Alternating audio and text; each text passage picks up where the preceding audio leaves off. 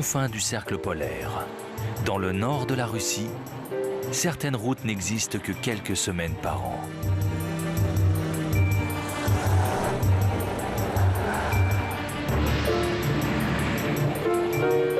Dans ce désert de glace, les conditions sont extrêmes.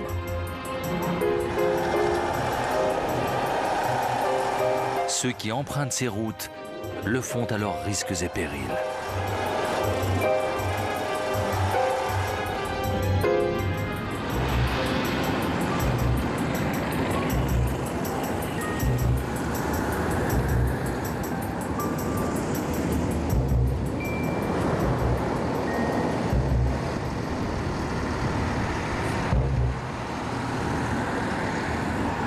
En Sibérie, beaucoup de routes ne sont pas faites d'asphalte, mais de neige et de glace.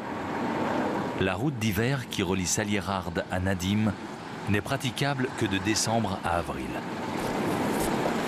À la frontière entre la taïga et la toundra, lorsque le printemps arrive, les températures grimpent de -50 à -20 degrés. Les heures de la route de glace sont alors comptées. Yuri Sorbu connaît cette route comme personne. Il accompagne un convoi exceptionnel vers Salierhard, sa ville natale. Au printemps, les eaux montent et recouvrent le sol gelé, transformant la piste en une gigantesque patinoire. Yuri et son collègue Léonide doivent affronter un tronçon difficile. C'est dangereux si on passe par en haut. Il faut avancer lentement par le bas et il faut continuer comme ça tout doucement. C'est pas dangereux par là? Non, non, non, non. Il ne faut pas descendre plus bas que ça, c'est tout. Oui, je comprends.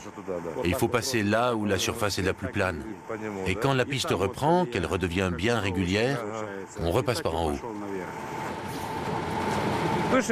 Beaucoup de gens ont du mal à franchir ce passage. Ceux qui prennent par le haut, ils glissent souvent.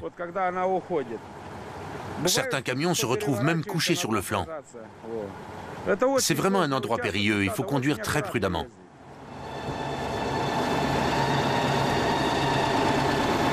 Léonide Padalka est spécialisé dans les convois exceptionnels.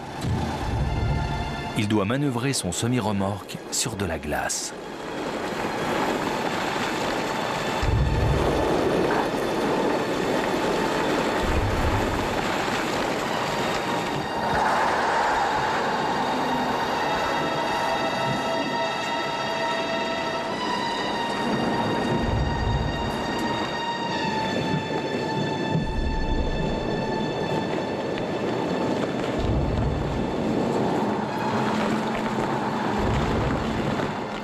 Le semi-remorque parvient quasiment au sommet du petit coteau. Mais la dernière montée est trop raide et trop glissante. C'est là que Yuri Sorbu intervient. Il faut allonger le câble de la remorque, parce que je serai sur la butte, et il faut la dépasser. Le semi-remorque ne parviendra au sommet de la butte qu'avec l'aide de l'autre véhicule. Encore faut-il que la rallonge provisoire résiste à la traction. Il faut arriver à le dégager de la glace. Ensuite, tu essaieras de passer la seconde.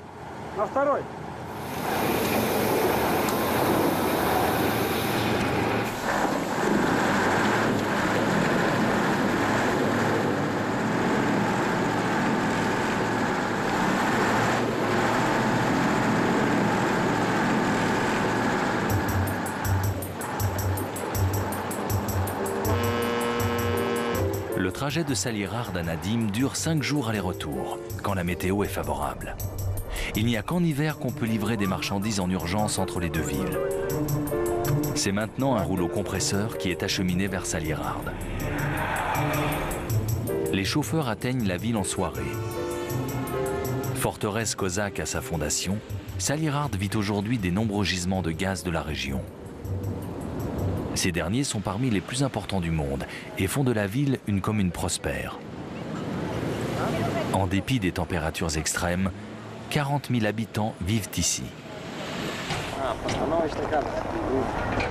En périphérie de la ville se trouve la société Yamal Avtodor, l'entreprise chargée de la construction et de l'entretien des quelques routes qui sillonnent la région.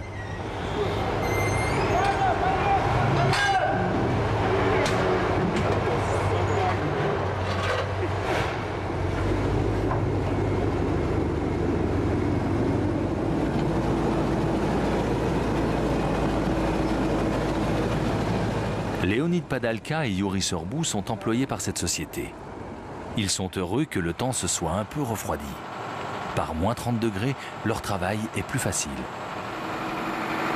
Avant que les températures ne remontent vraiment et que la route soit noyée sous la boue, ils vont conduire un dernier convoi exceptionnel. Une asphalteuse doit être acheminée de toute urgence à l'autre bout de la route d'hiver, à Nadim. D'abord, il faut charger l'engin de 15 tonnes sur la remorque.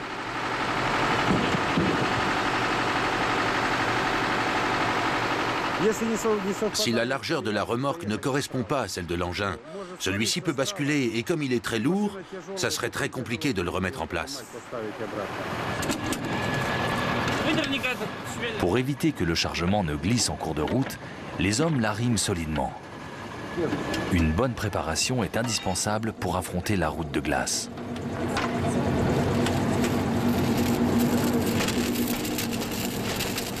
Yuri Sorbu aime le nord, mais il en connaît aussi les dangers.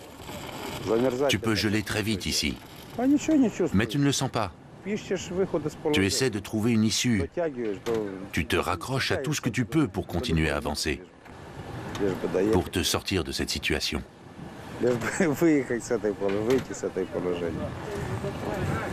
Ça fait vraiment très peur.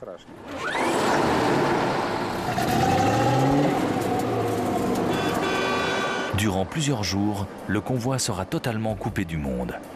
Ici, il n'y a pas de réseau de téléphonie mobile. Qui veut affronter la route d'hiver doit en connaître les dangers et chacun doit s'enregistrer avant le départ. Le convoi est composé de 4 véhicules. Un bulldozer suit le semi-remorque. En cas de nécessité, il pourrait ouvrir la route. Vient ensuite un camion chargé de matériel de construction. Yuri Sorbu ferme la marche et assure la sécurité du convoi. Salirard est situé en Yamali, la région autonome des Yamalo-Nénètses, tout près du cercle polaire. La route jusqu'à Nadim fait 300 km et traverse des zones de marécage ainsi que plusieurs rivières. C'est la seule liaison routière de Salirard avec le monde extérieur.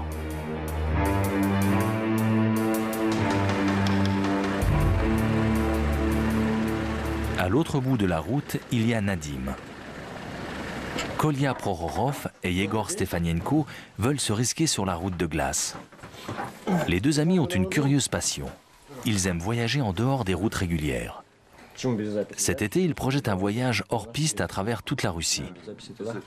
Sur la route d'hiver, ils veulent se soumettre, eux et leurs véhicules, aux conditions les plus extrêmes.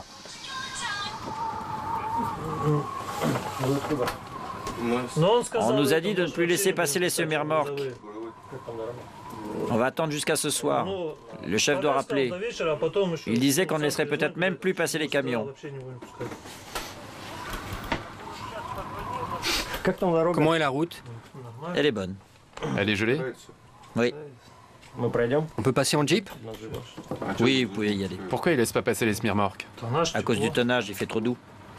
Ça va durer jusqu'à quand? Jusqu'à 18 h. Très bien, merci.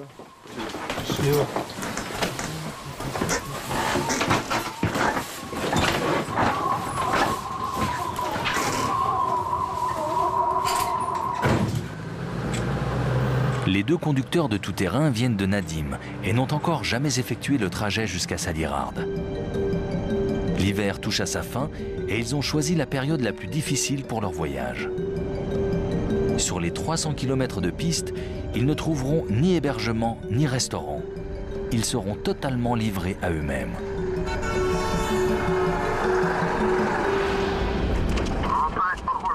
Apparemment, la glace a commencé à fondre et la neige est lourde.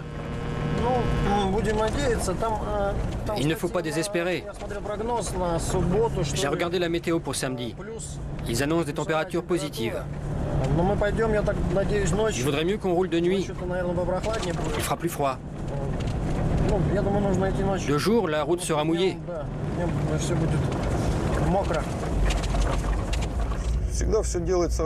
On prépare tous nos déplacements bien à l'avance. On ne laisse rien au hasard. On vérifie tout 10 fois avant de se mettre en route. On n'a pas le choix si on tient à la vie et à la santé.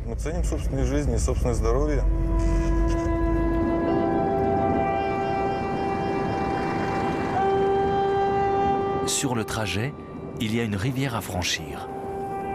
D'ici quelques semaines, des péniches passeront à nouveau ici, et plus des voitures.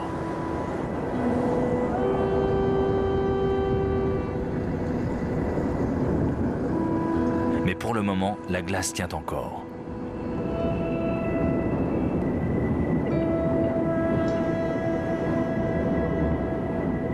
Des pylônes électriques déglingués et des rails déformés rappellent la démesure de la dictature stalinienne. Elle n'aura pas survécu au froid du Grand Nord sibérien.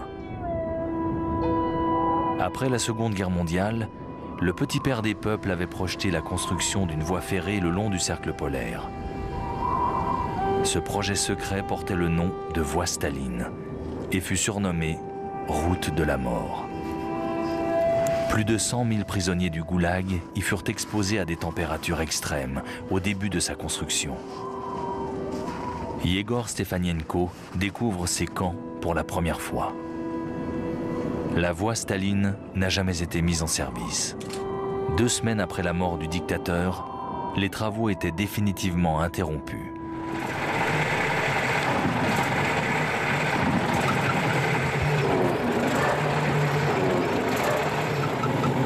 À l'autre bout de la route d'hiver, Yuri Sorbu est sorti de la route. Même pour un conducteur expérimenté, il est parfois difficile de distinguer où s'arrête la piste et où commence la neige profonde. Au cours de la journée, la température s'est adoucie. Les roues patinent. La neige est glissante comme du savon. Ça tourne dans le vide, ce n'est pas la peine d'assister. Si Yuri était seul, il lui faudrait des heures pour sortir de là. L'ornière de neige dans laquelle il s'est enfoncé l'empêche d'avancer.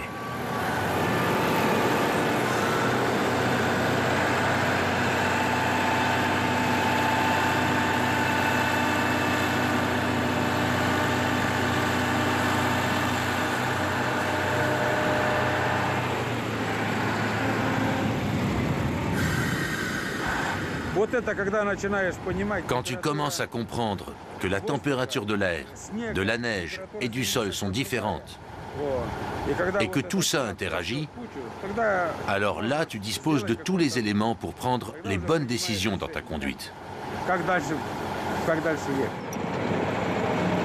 Dans ces cas-là, il faut rouler avec peu d'air dans les pneus. Yuri fait marche arrière dans la neige profonde pour élargir la route. Son véhicule tout-terrain, une Oural de fabrication russe, lui permet de modifier la pression des pneus tout en conduisant.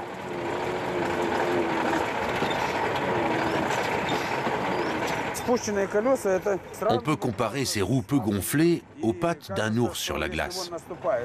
On a l'impression qu'en passant, elles vont la casser. Mais elles ne la font même pas craquer. L'ours passe sans un bruit. C'est la même chose avec les pneus d'une Oural.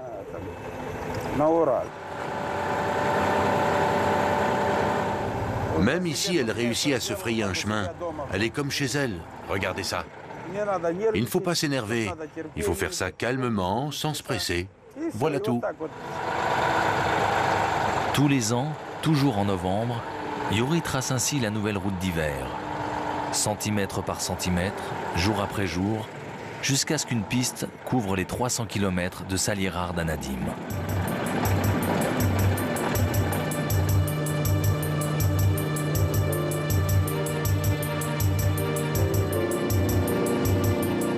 Ivan et Georgi Ataman rentrent chez eux. À Salierhard, ils ont vendu de la viande de renne et acheté des provisions. Les 2 frères sont des nomades de la toundra, de l'ethnie des Nenets. Ivan et Georgi habitent dans un petit campement à 130 km de Salierhard, en pleine toundra. Ils ne peuvent rejoindre leur tente qu'en motoneige ou en traîneau.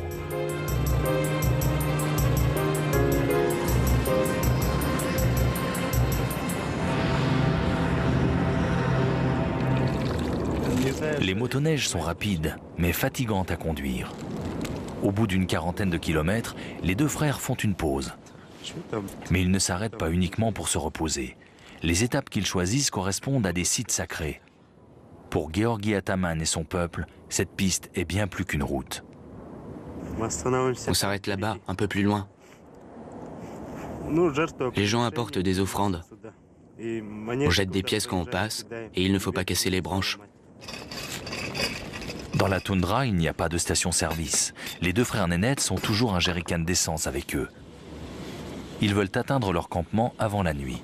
Mais ils devront parcourir les 30 derniers kilomètres dans une neige profonde.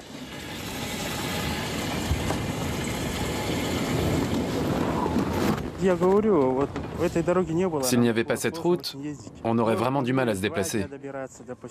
On aurait mis 2 jours pour rentrer au village.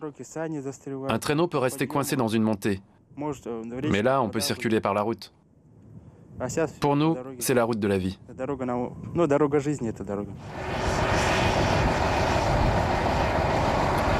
Yuri Serbou et ses collègues de convoi font en sorte que la route reste praticable. À chaque voyage, ils attachent des tuyaux derrière leur camion. Cette dameuse de fortune, lourde de 4 tonnes, aplanit et tasse la neige. Sans elle, la piste redeviendrait meuble et impraticable en quelques jours.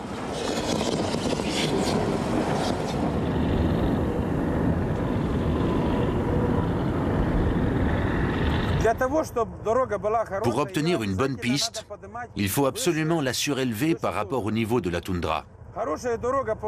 Quand la route est bonne, elle ressemble à n'importe quelle autre route. La seule différence, c'est qu'ici, elle est en neige. La neige s'accumule et forme un épais tapis qui s'élève de plus en plus haut. Quand cette couche dépasse le niveau de la toundra, on ne craint plus le vent ni les tempêtes de neige.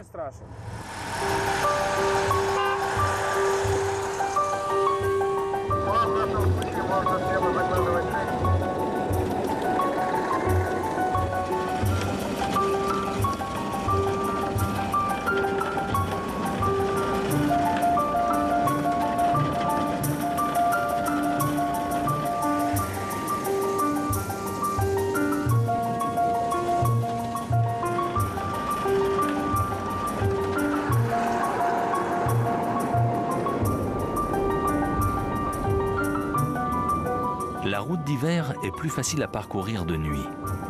Dans la lumière des phares, les conducteurs distinguent mieux les inégalités du sol que dans la lumière diffuse du jour polaire. Le convoi progresse bien. Yuri et ses collègues rencontrent un poids lourd accidenté. Le chauffeur est coincé depuis midi et personne n'a pu le secourir. Ces tentatives n'ont fait qu'empirer les choses et son véhicule est maintenant profondément enfoncé dans la neige.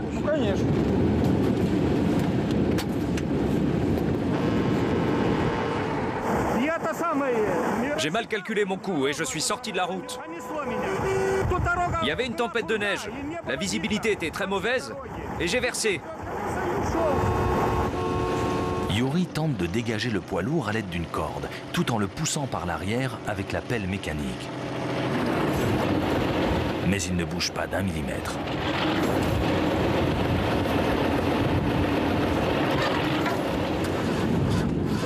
Démarre, essaie de mettre le contact.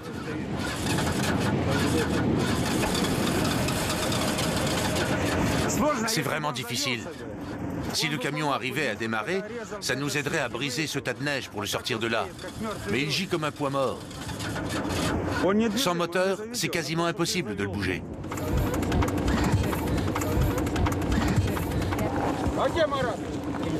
Sur les routes d'hiver, on n'éteint jamais les moteurs à cause du froid, même durant les longues pauses. Tous les conducteurs savent que quand un moteur refroidit, on ne peut pas le faire repartir sans aide extérieure.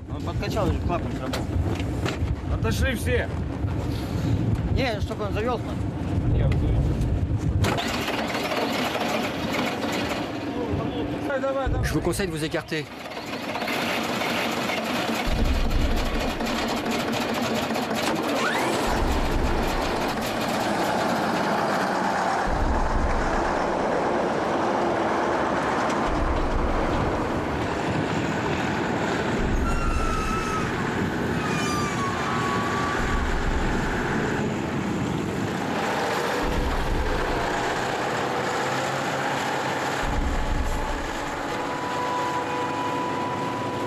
Le convoi a été retardé par le dépannage.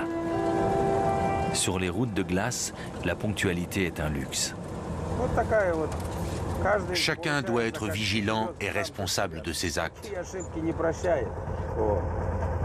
Ce genre de faute ne pardonne pas. Seul dans la toundra par un froid pareil, tu ne tiens pas. Je ne sais pas qui peut se vanter de n'avoir jamais eu besoin d'aide. Tôt ou tard, on a besoin d'un ami ou d'un collègue.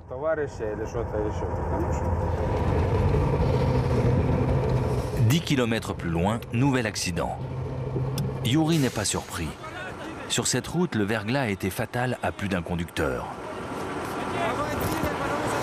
Le poids lourd est bloqué depuis 3 jours. Plusieurs tentatives de dépannage ont déjà échoué. Le poids du chargement a entraîné le véhicule toujours plus bas dans la pente. Valera, essaie voir de le prendre plus haut. Yuri comprend rapidement qu'eux non plus ne pourront rien faire. Mais le camion bloque la route. Non, il n'y a rien à faire, il va rester ici. Il faudra passer doucement pour pas glisser. On est prêt à y aller. Bon, détache le câble.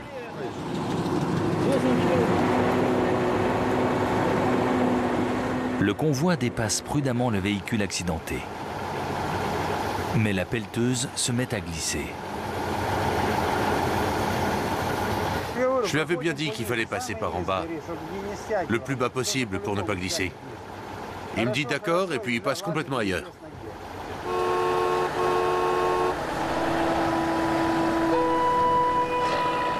Le convoi est en route depuis 14 heures. Malgré l'épuisement, les chauffeurs mettent à profit les conditions favorables de la nuit. Jusqu'à l'aube, ils vont se frayer un chemin à travers le froid et la neige.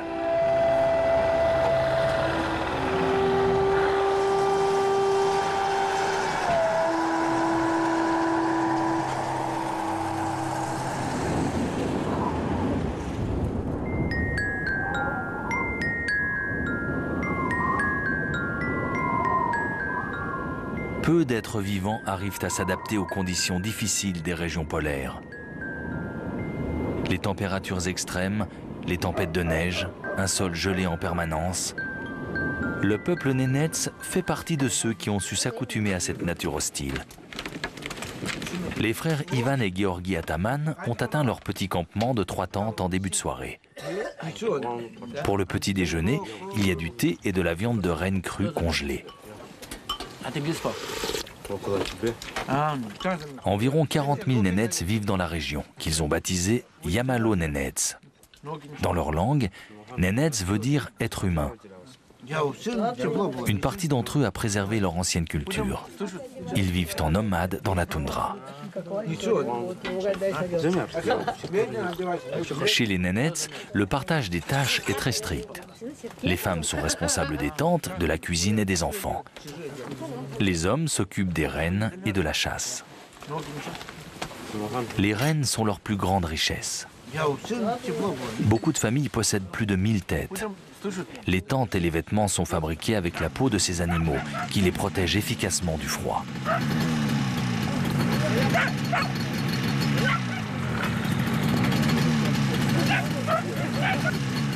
Les chiens sont nerveux. Ils sentent qu'aujourd'hui, ils iront à la chasse. Le printemps arrive et bientôt, Georgi, Ivan et les leurs migreront avec leurs troupeaux vers les pâturages d'été, plus au nord.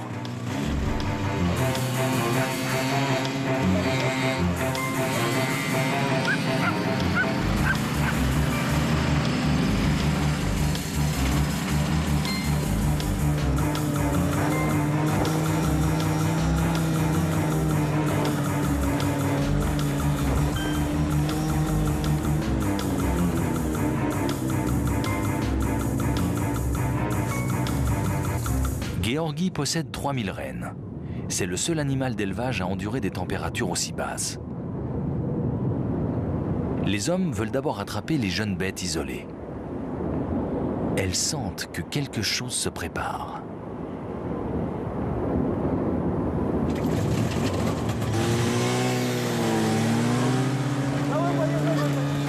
Sur leur motoneige, Georgi et son frère rassemblent les bêtes et les rabattent vers le gros du troupeau, l'assaut en main.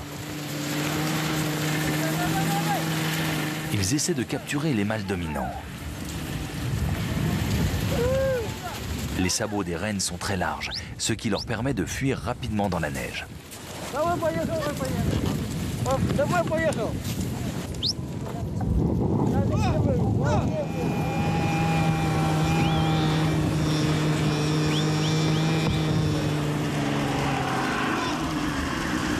Dès que les premiers rennes sont capturés, les hommes les attellent au traîneau en bois.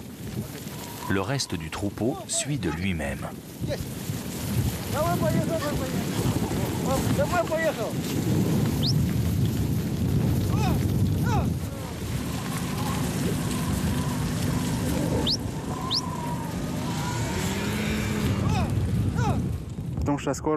Bientôt, ce sera impossible de circuler en motoneige.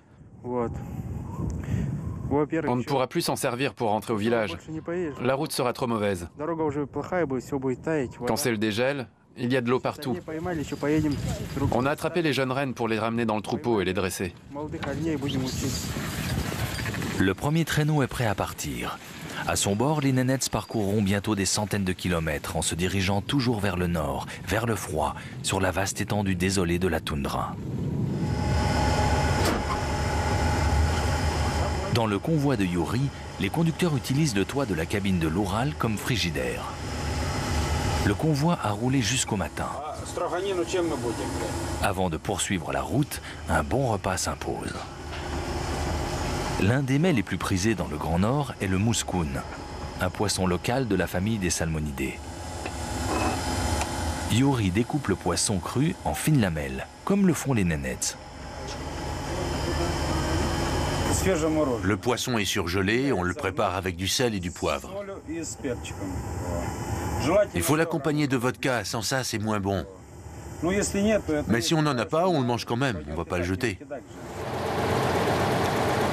Il a fait très froid pendant la nuit. Les valves des roues ont gelé. On dégonfle les pneus pour que le véhicule soit bien stable, qu'il ne risque pas de sortir de la route ni d'abîmer la chaussée. Quand les roues sont peu gonflées, le véhicule roule mieux. L'adhérence à la neige est meilleure. Une station a été aménagée à mi-chemin entre Nadim et Salirard. Yuri et les autres veulent y arriver dans la journée.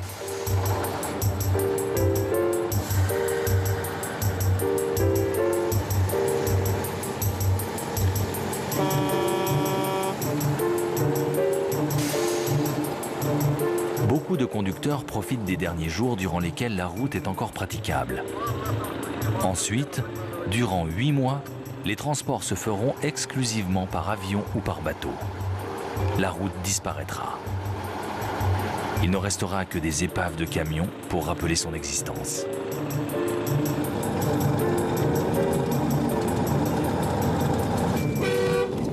Croisant un collègue qui circule en sens inverse, Yuri s'informe de l'état de la piste. Il paraît que la route de Nadim est mauvaise. Notre Smirnok passera? Ouais, sûrement. Sinon, vous le tirerez avec un câble. De ce côté, tout est en train de fondre. Et là-bas, ça allait? Ouais. La route que j'ai prise est comme du savon. Ça s'est réchauffé. J'attache la remorque et j'y vais. Bon. Bah, sois prudent. Oui, toi aussi. Bonne route.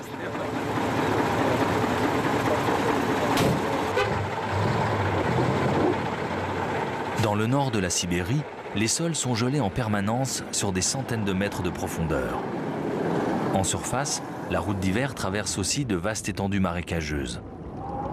Une partie de cette zone commence à dégeler à partir de moins 15 degrés. À cette époque de l'année, en certains endroits, même des chauffeurs expérimentés comme Yuri ont du mal à juger si la route est encore praticable.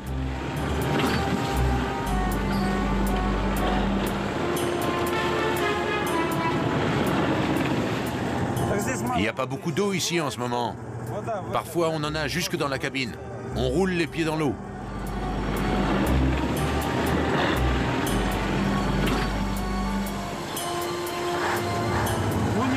À certains endroits, c'est beaucoup plus profond qu'ici. Il peut y avoir jusqu'à 1,5 mètre de profondeur. Le problème, c'est qu'on ne sait pas ce qu'il y a en dessous. Au printemps, l'eau remonte et la glace n'est plus aussi dure. Elle se brise facilement. On peut tomber dans un trou à tout moment.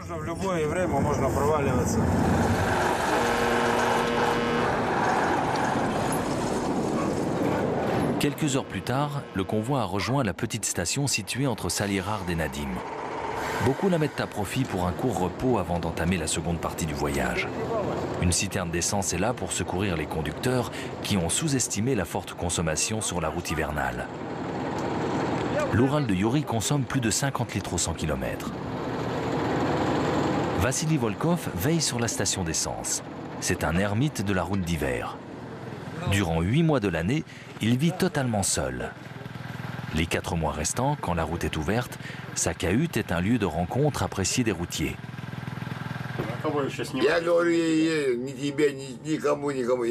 L'un des chauffeurs raconte son accident, survenu juste avant la station. Il transportait de l'essence et son semi-remorque s'est renversé. Des collègues l'ont dégagé de son camion et l'ont ramené jusqu'ici. Tu sais ce que j'ai pensé? Bon sang, je me suis planté, c'est la fin. Je ne sais pas à quoi ça ressemble, l'au-delà. Et je me suis dit, c'est peut-être joli là-haut. Quand j'ai ouvert les yeux, j'y voyais rien. Il y avait de la neige partout et je ne savais pas si j'étais vivant ou mort. Personne ne le savait. Avant, on nous forçait à rouler. Oui, et maintenant on le fait de plein gré.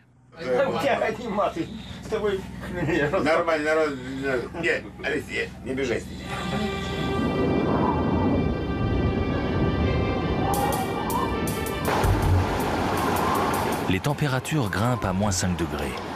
Le risque d'une tempête de neige augmente. Avec le vent, quelques heures suffisent à recouvrir la piste d'une couche de neige fraîche. Le marquage latéral disparaît. Les amateurs de hors-piste, Kolya et Yegor, ont de plus en plus de mal à maîtriser leur véhicule.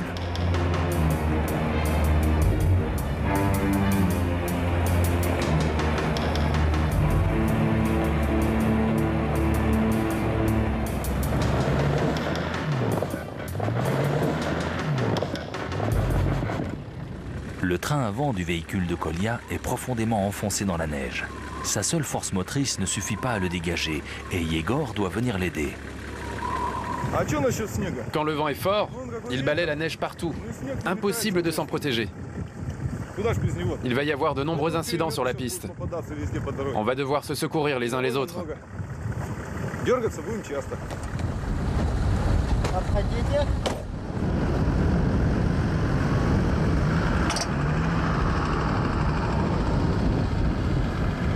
Lors du dépannage, l'accroche de la corde s'est en partie arrachée.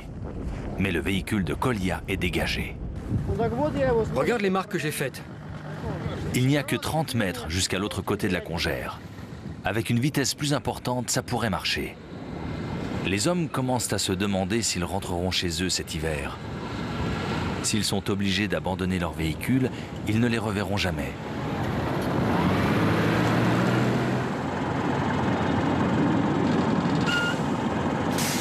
Pour les chauffeurs du convoi aussi, il est difficile de garder les idées claires dans de telles conditions.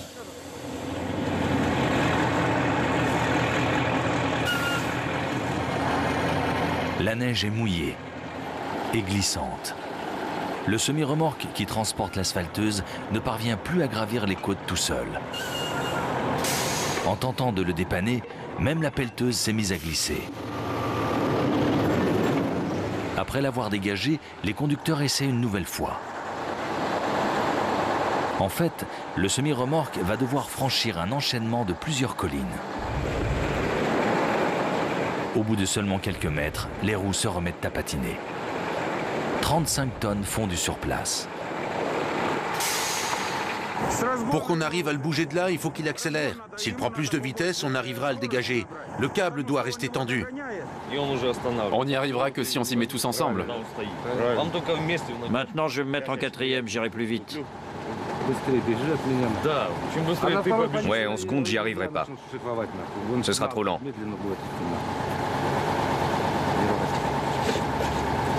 Le semi-remorque est chargé de centaines de kilos de gravier. Un matériel de survie pour les chauffeurs de la route d'hiver. Saut après saut, il façonne un tracé dans la neige pour qu'à la prochaine tentative, les pneus adhèrent.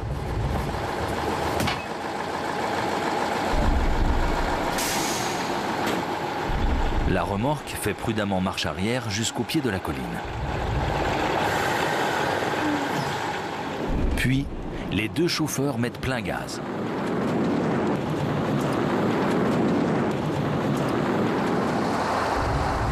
Le semi-remorque est à nouveau immobilisé. Mais soudain, les pneus adhèrent à la neige.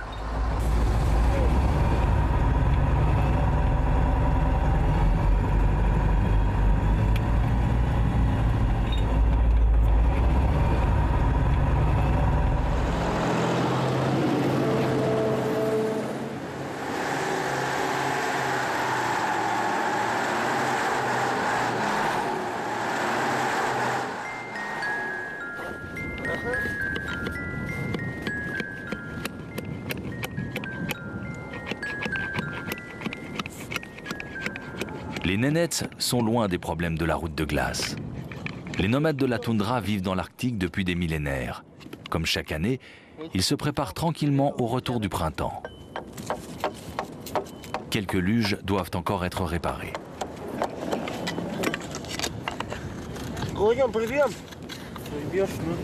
Toutes les 2 semaines, Georgi et Ivan abattent un renne. Chacun met alors la main à la pâte.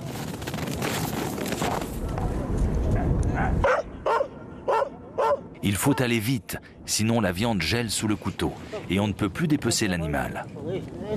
La viande, le sang et la graisse de renne sont des produits de première nécessité et une source de revenus vitale.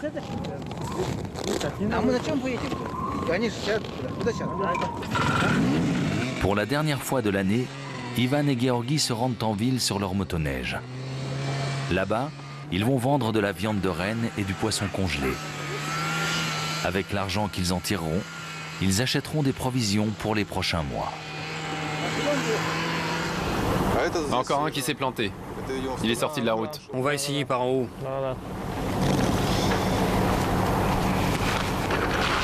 Les pilotes de tout-terrain, Kolya et Yegor, se retrouvent face à une pente complètement gelée. Plusieurs camions ont déjà glissé jusqu'en bas et barrent la piste. Prenez donc mon bras, monseigneur. Cette élévation au bout de la piste est l'une des plus dangereuses du trajet. Tu veux passer par là? Oui. Durant les derniers jours d'ouverture de la route d'hiver, aucun véhicule ne circule sans problème. Pour l'homme comme pour la machine, la piste gelée se transforme en une gigantesque patinoire.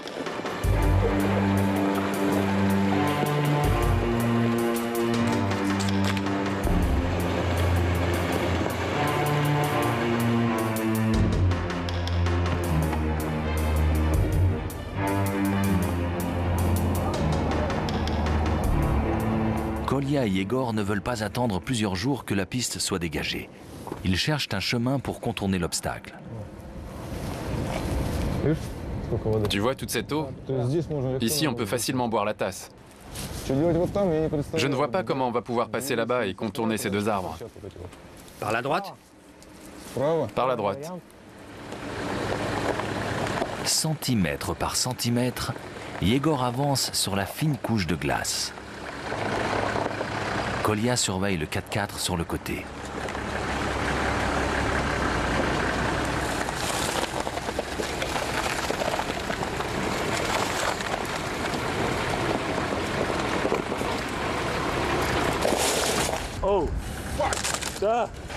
Un véhicule venant en sens inverse leur barre soudain le chemin. Qu'est-ce que vous faites? Vous circulez sans faire de reconnaissance, les gars? Devant eux, la route est bloquée. Et maintenant, il n'est plus possible de reculer. Les deux conducteurs craignent de plus en plus de devoir abandonner leur véhicule jusqu'à l'année prochaine.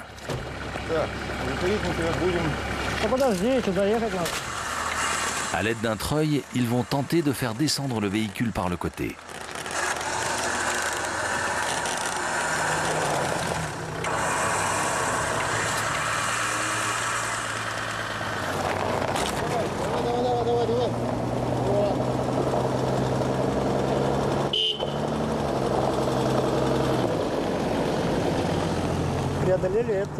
On a réussi à vaincre cet obstacle difficile.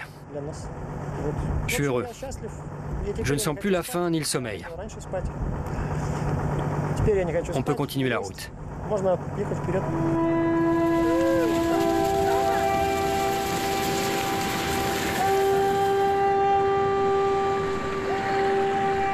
Bientôt, un chemin de fer devrait rallier Salierhard à Nadim le long de l'ancienne voie Staline. Personne ne sait si un jour, une route asphaltée facilitera la circulation entre les deux villes. Yuri et ses amis ont réussi. Le convoi a atteint la station de contrôle. Il ne leur reste plus que quelques kilomètres jusqu'à la ville. Vous êtes d'ici? Vous avez une voiture? 3. Bonne chance.